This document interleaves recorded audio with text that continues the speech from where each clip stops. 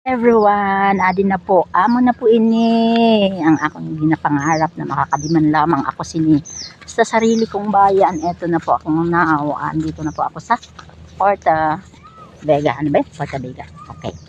Ang ganda po talaga dito. So dahil very beautiful nature on the creation of God. A very beautiful nature. Ganda. Ganda mga sis, kaganda lamang oh. Okay.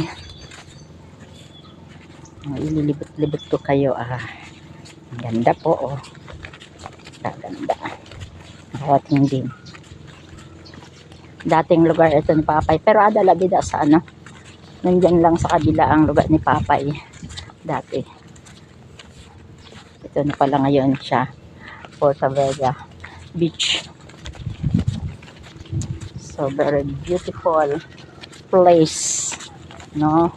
Peaceful place, diba?